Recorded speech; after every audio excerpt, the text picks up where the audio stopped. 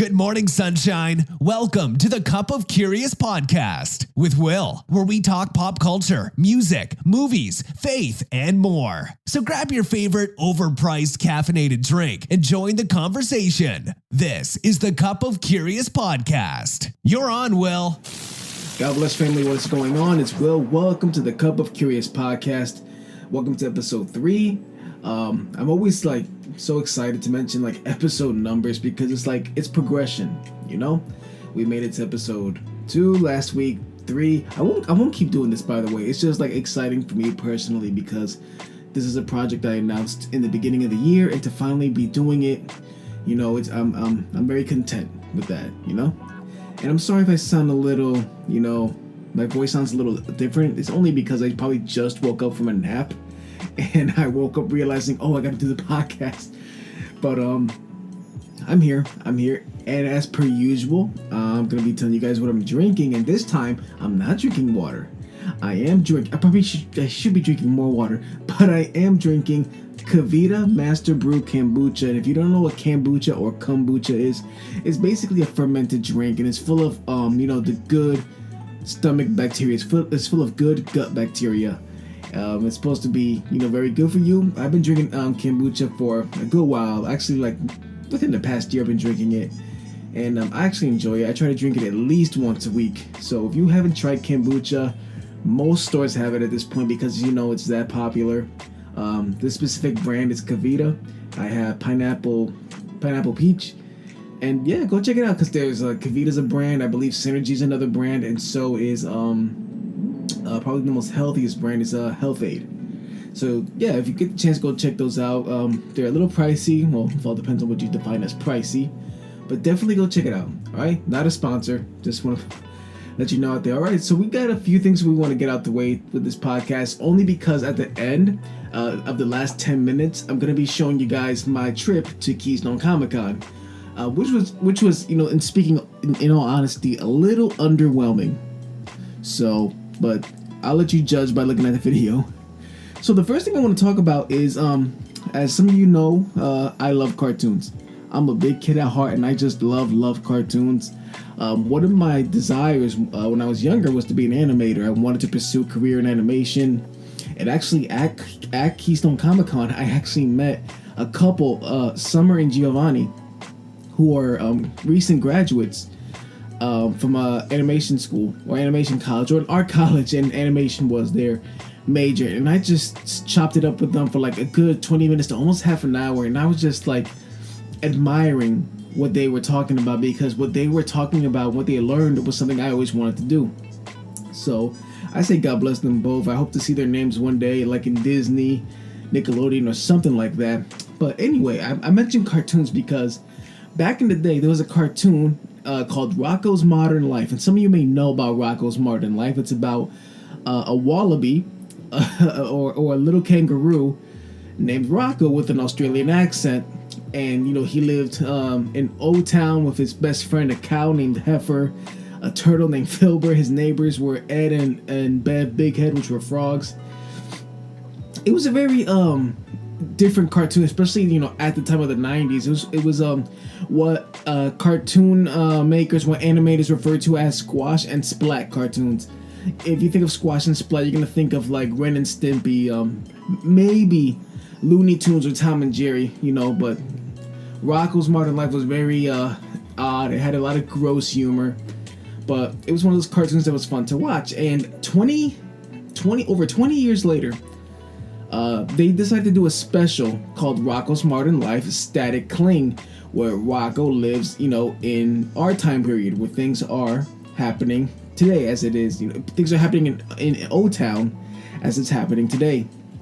And I watched it, and I enjoyed it for the most part, but then something happened that kind of rubbed me the wrong way. And if you've seen the special, you know what that is. And if you're familiar with the Rocko cartoon, there's a character named Ralph Bighead, and Ralph Bighead is the son of Ed and Bev. And in the special, he went out to to find himself because he wasn't happy, XYZ. So Rocko starts looking for Ralph because the whole premise of the episode is that Rocko wants his favorite cartoon back, the Fatheads, and Ralph is the creator. So he's going all around the world to find Ralph. And he finds Ralph in the middle of I believe it was a desert, in an ice cream truck. And when Rocko first sees him, I'm looking at the cartoon and something's different about Ralph. I'm looking at him. His eyelashes are a lot longer because I don't ever recall Ralph having eyelashes. So, and you can pretty much guess where this is leading up to. When Ralph steps out the ice cream truck, he's no longer Ralph Big Head. He's Rachel. He had a sex change. He now identifies as a girl. And as a believer, and I made it very clear that I don't hate nobody. I don't hate no community of people. I do have friends. I know it's kind of cliche to say, but it's the truth. I do have friends that are gay, that are lesbian, that are bi. Honestly, I don't know personally any trans people. But like I said, I know I have these people in my friendships, but I don't agree with the lifestyle. And I think any person with common sense should know that disagreements doesn't equal to hatred. So, with getting that out the way, I wasn't comfortable seeing that, in a cartoon, because even though I think that the special is targeted towards Rocko's fan base, which is at this point, adults like me, it bothered me because it's like, it felt like they were pushing an agenda. They touched on everything, about the use of iPhones, social media, all these kind of things, and I didn't think that they was gonna touch on anything social or political because it's a cartoon, and it was disheartening. I remember the first time I seen that happen, my heart kind of sank. And again, it's not because I have hate towards LGBT. It's because I personally do not believe that things involving your sexual identity belongs in a cartoon. And I want to also add on to that, I don't think religion belongs in a cartoon. I don't think politics belong in a cartoon. I think these are things that people, deal with in their lives as they get older. Because these are things that you don't exactly get a concept of until you're older. A child can't really grasp the gospel until they get older to understand the Bible and theology and all that. A child can't really grasp politics. Like whether they're Democrat or Republican until they're old enough to hear both sides. And I feel the same way about LGBT. I don't think a child can really distinguish what they feel they are until they get older. And and I'm saying that as I believe everyone has the freedom to choose, but I think that's something that's very touchy, very personal, that I don't think children should be exposed to at such a young age. In cartoons, again, given that Rocko's modern life, I think the special was targeted towards adults like me. What if a parent decides they want to show that to their kid, and again, at the end, they have the free right to do so? It's just bothersome to me, I just don't think that something like that belongs in a cartoon. Outside of this, I thought the special was fine. There was plenty of laughs. There were plenty of times where it was like a heart-touching moment. That was really like my only gripe with it. And I know that if there's people there who support LGBT, who support the lifestyle, will probably roll their eyes at me saying that, like, oh, of course he's against it. But that's just me. Just like I know not everybody supports my Christian faith or my Christian belief. I'm hoping that doesn't mean they hate me. I feel the same way about LGBT. I don't support it, but I don't hate you. And like I said, I do recommend that you watch it. It's a good laugh. I think it's exclusively on Netflix. Go watch it. It is fun to watch. Maybe you won't take that part as seriously as I did, but it is a fun thing. It is a fun little movie to watch. Especially if you watched Rocko from back in the day. It's really refreshing to see them. They did clean up the animation a lot, so you can definitely tell that it was more modern. It's more modern for today, but they kept the integrity of the Rocko's modern life animation. Another movie I want to talk about that came out on Netflix, Invader Zim, which I think is over 10 years old. That was such a strange cartoon, and actually Invader Zim came out the same time as Fairly Odd Parents, and I guess Fairly Odd Parents beat Invader Zim in terms of ratings, because obviously if you watch Nickelodeon, Fairly Odd Parents is still running around. Invader Zim came back with, I believe it's Enter the Florpus. Or something like that. I'm gonna just look it up really quickly. But while I'm looking it up, it looks exactly the same, guys. Like the Invader Zim animation style. Yeah, it's Enter the Florpus. The Invader Zim style, the sharp edges, the kind of gross humor, the odd dialogue, it's all there. It's all there 100% in its weird glory. And I love the beginning of it. The intro to the movie. It was very anime-ish. And it also kind of like paid homage to the Avatar, you know, the Aang, the original Airbender cartoon. It was really cool. Like I dug it. I think if you watched Invader Zim, you know some of the characters. Gaz showed a lot of her eyes in this movie as opposed to throughout the series. She really showed a lot of her eyes, which I'm not used to seeing her do. Dib's father plays a pretty decent role in this movie. And there's a pretty really cool action scene. How it gets to the action is funny, but that's how Invader Zim always been, you know. Incredible animation, strange stories, and just strange segues into how things happen. But that's just the Invader Zim style. I knew a friend from high school who adored Zim, and she probably like adored the movie, knowing her. But if you were a fan of Invader Zim, like a lot of people were, because it grew a cult following, you know, all that fan art and fan fiction and all that, hey, go watch that too, because that was a pretty good movie. I liked it a lot. It was fun, weird but fun. So another thing I want to talk about today, if you follow the CupofCurious Instagram page, is Christian rapper Shepherd.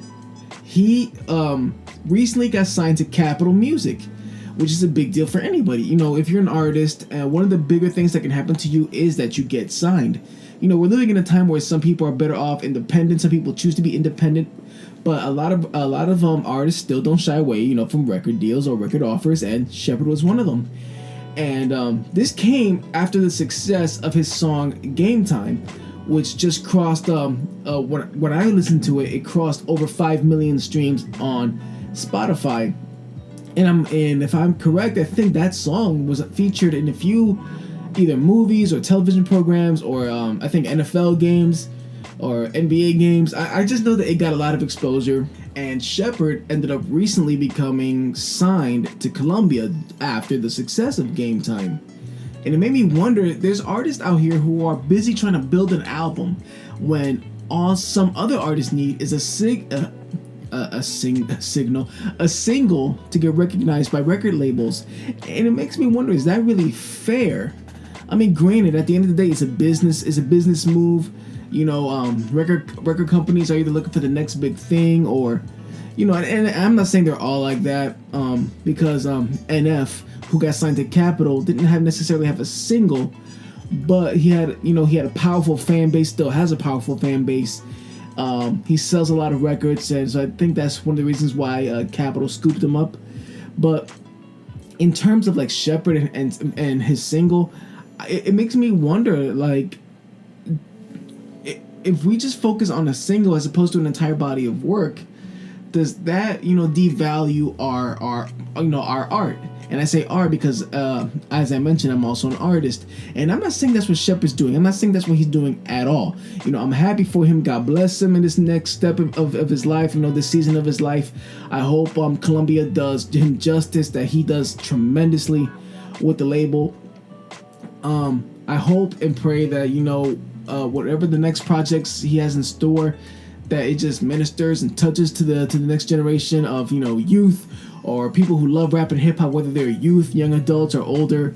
Because I honestly believe that you don't have to be a youth or a young person to enjoy rap music. But anyway, you know, another example is Lil Nas X. His single Old Town Road is still #1 on the Billboard, and it was the success of that single that got him signed also to Columbia. And it just makes you wonder again, is that all we need? Like, I want to be able to be successful, you know, pumping out albums, not necessarily singles, because it's like, Is that all you want to be known for? And for some artists, and I'm not saying that's the case with Shepherd or Lil Nas X, some artists just want to make, they're just all about money. So they'll push out what works. They'll push out, what people are gonna stream on social media the most, what they can create a dance to the most, and what I mean by that is like Drake's song In My Feelings. I mean, come on, that went viral when people started doing the dances and all that, so that's what some artists are doing. They're just trying to create, the flavor of the month. And I know that's not what Shepherd or Lil Nas X is doing, because I see them and I hear them, their interviews. They're not trying to create, flavors of the month. They're trying to create bodies of work that people can enjoy in the future. And whether you like, Lil Nas X, or you don't like him, or if you do like Shepherd, or if you don't, that doesn't really matter. They're trying to create something that's they feel last throughout the ages. In Shepherd's case, he's trying to do something that's gonna honor and glorify God. And Lil Nas X, he's trying to create music that people are going to consider timeless, 10, 15 years from now. Now, whether you like Lil Nas X or you like the current status of rap and hip hop as a whole, that's completely up to you. But that, it is what it is. I just don't like when, that's the move. That's the money move. Just create singles for the sake of singles. You don't have to show a shred of talent. You don't have to make a whole album. And again, I'm not saying that's what these two are doing. I'm saying that's what a lot of artists are doing. Some artists that have absolutely no talent get signed, release a single, and they get, this fame and fortune. And I think it's unfortunate because there's artists who really break their back trying to create, great works of art. And you have people, and I don't want to get in trouble and name certain artists, but there's some artists out there who have no background in music. Like, seriously, there are personalities that are signed to record labels, not artists. Personalities who are taught how to rap, who are taught how to keep rhythm, and that's and to me that's complete garbage. That shouldn't be happening. But again, that's a business thing, I'm guessing. And maybe if you're following, what's been happening with rap and hip hop the last few years, you may know who I'm talking about. A certain young lady, but that's all I'm gonna say. But I think this is the current state of music, that it's just about singles as opposed to whole bodies of work. I'm hoping that can change over time, where people can talk about, this album is awesome. This album, is the vibe. This album is what, I'm feeling at the moment. Not a single, because singles to me are just like, trends on social media. And well, let me backtrack a bit. Certain singles are like trends on social media. It's kind of like the whole Popeyes and Chick-fil-A thing. People are only buying Popeyes because that's what's trending. That's what's hot right now. I give it a month, and all that dies down, and Popeyes is trash, for the record. Chick-fil-A for life. But that's really my stance on the whole thing. But again, I say God bless Shepherd in his journey in Columbia Records. I hope that machine behind him really catapults him, to do something beautiful in his gift that God gave him, and whether he's calling it a ministry or not. But I hope beautiful things come out of that record deal. And you guys let me know, what do you think? Would you rather listen to a single that's hot at the moment but then dies down, over an extended period of time? Or would you rather listen to an album that has, good songs and okay songs, years from now? Because, there's some songs that are in an album that are like, they're filler. They're just there to be there, to give the CD some girth. Girth, probably not the best word to use. Anyway, let me know, guys. So, y'all, I'm going to wrap up this part of the podcast, because what's going to happen next is there's going to be a video of me at Keystone Comic Con, my experience there. I'm going to tell you straight off the gate, it's not the best, because I went on a Friday as opposed to a Saturday, because I made a commitment to be somewhere else Saturday. But I hope you enjoy the video. It's me at the con, and then me having dinner at one of my favorite spots.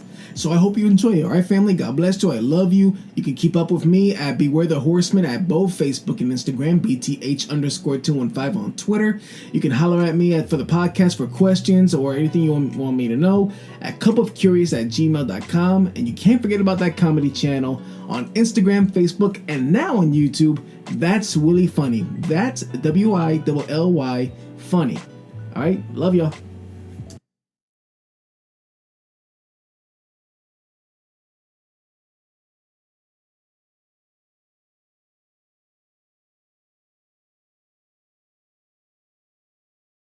It's a really moist Friday for Comic Con here in Philadelphia. People are out here with their suitcases, presumably with their cosplays. In spite of the rain, we're gonna have fun. We're gonna take hopefully some cool pictures with some cool cosplays. Buy some new merch. And just enjoy the overall experience, right?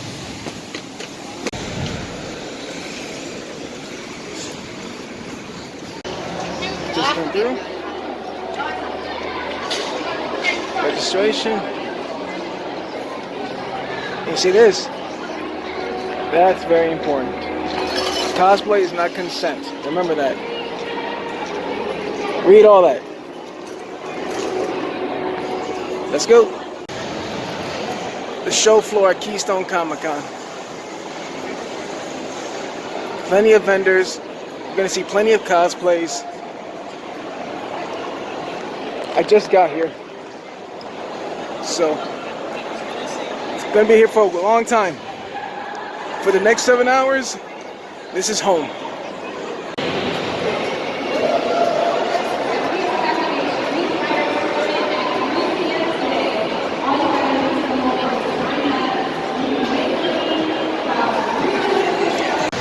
It's still pretty early here at the con. A lot of empty seats, a lot of open room. I'm imagining maybe 2-3 hours into the con, that's where like a lot of people are gonna come in. A lot of cosplayers. I'm still on the lookout for any and all Ghostbuster stuff. I already got some comics for, unbeatable prices, $1. Come on, right? So anyway, I'll keep you guys posted. You know, as much as I love coming to these conventions, Comic Cons and all that, the one thing that always kind of bothered me was the food. See, because I haven't eaten breakfast and I've been here since 11:45. I don't even know what time is it. It's 2:37. I haven't eaten, I'm hungry. I'm not trying to pay $8 for a grilled cheese. Something that could cost like $2 to make at home. Granted, it's delicious because I had it before. I'm not trying to pay that money. They got pretzels for $5, where they're like $1 for 3, I think. Normally. It's just weird, man. So in case you didn't get the gist, I'm hungry.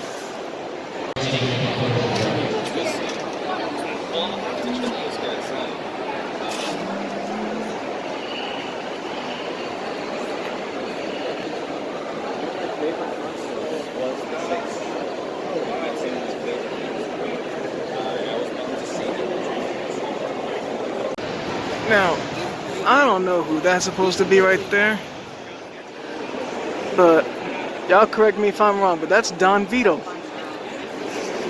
right next to Alice Cooper. I'm more than sure that's Don Vito.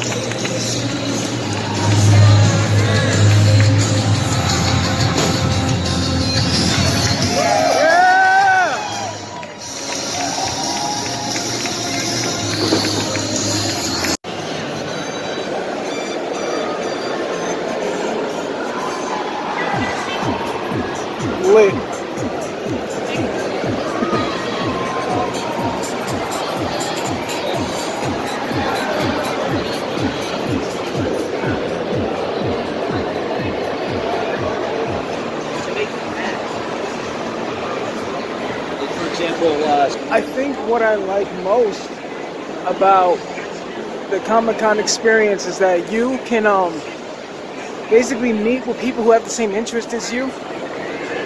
You can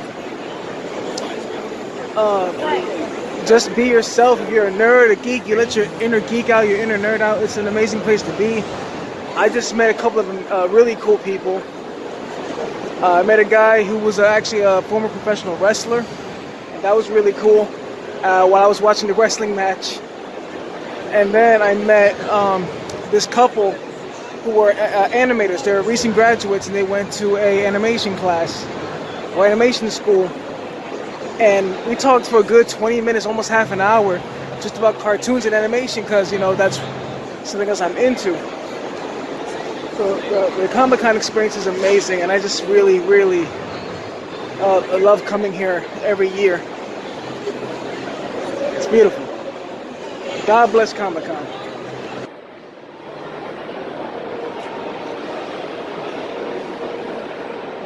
So, just about done with the con. Not much, and I blamed it on the fact that I came on a Friday as opposed to a Saturday, but I already made a commitment to be somewhere else on a Saturday.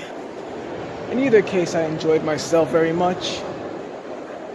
I had a lot of fun, met some real cool people. Hopefully in the next con I could come on a Saturday, because it's a world of a difference. But thank you guys for tagging along with me. So I think I'm gonna go grab dinner at one of my favorite restaurants to go to, Bubblefish. It's a sushi place. If you're ever in Philadelphia, in Center City, you wanna get some sushi that's affordable, Bubblefish is the way to go. They specialize in sushi and bubble tea.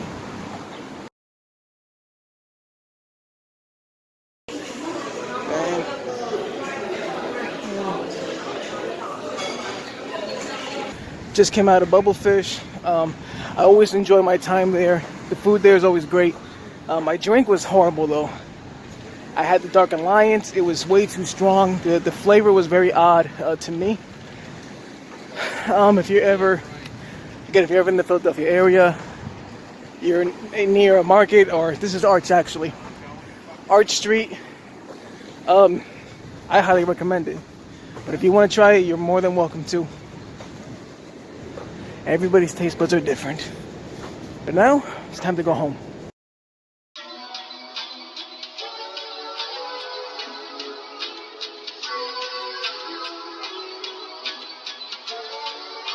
I did.